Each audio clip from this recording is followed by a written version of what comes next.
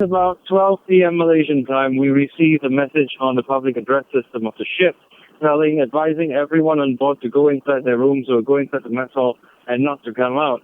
So some of us media personnel were a bit curious, so we ran up to the bridge and we found out that a Myanmar Navy vessel and another cargo ship was nearby.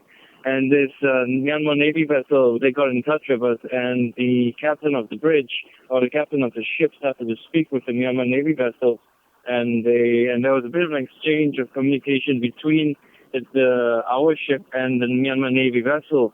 And after asking a few questions like which country were we from and what is the name of the ship and where we headed to, the ship came close to us, and they came very close to us. They circled around us, or at least did a bit of a semicircle around the ship to check out what was on the ship.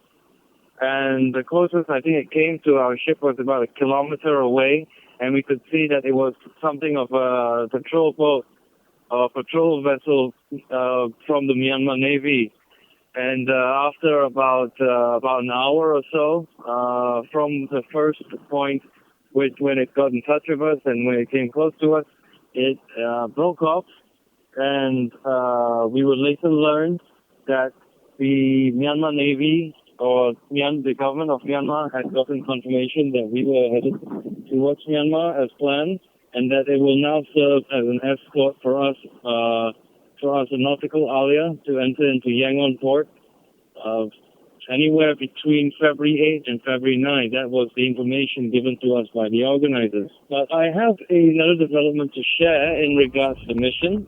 Apparently, one of the organizing bodies of the mission, MAPIM, which is the Malaysia Islamic Consultative Council, they received a letter because they have a recce team in Bangladesh right now. They're trying to sort out the details about how we're going to land there and how we are going to actually unload all the cargo from the ship onto Bangladeshi soil. So what happened was that this particular recce team from MAPIM, they got a letter from the High Commission of Malaysia in Bangladesh, and apparently the Malaysian High Commission in Bangladesh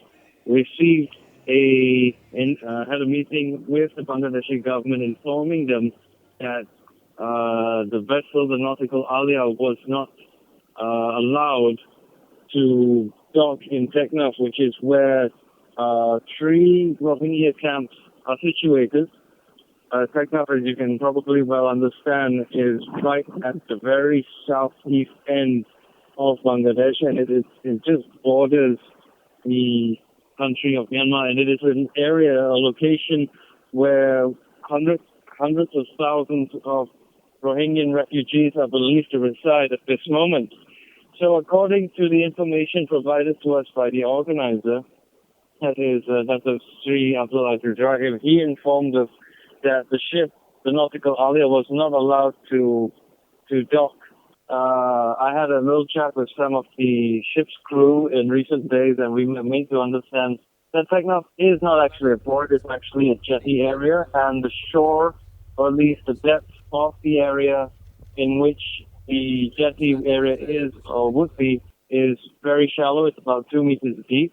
The Nautical Aliya, on the other hand, has a depth area of about 8 meters. So if it were to enter into Teknaf, it would be grounded, unfortunately. So the Bangladeshi government, apparently in the letter, or at least in the meetings with the Malaysian government, informed them of 3 possible alternatives where the ship can actually dock and unload their goods. One would be St. Martin's Island, the other one would be Kutub Dia, and the third would be Chittagong. And another important detail that I have to add here, according to the letter, that is because of safety issues, volunteers from the vessel would not be allowed to land in Bangladesh. They will not be allowed to go to Teknaf and visit any of the Rohingya camps there due to safety issues. So at the moment, the organizers and the government of Malaysia are probably in negotiating mode with the government of Bangladesh, and they're going to see what would be the next course of action in regarding this matter. As far as the organizers are concerned, they still want to go to Bangladesh. They still want to offload their cargo in the Rohingya communities there, because as far as they are concerned, if the mission does not go to Teknaf, it will not be a success.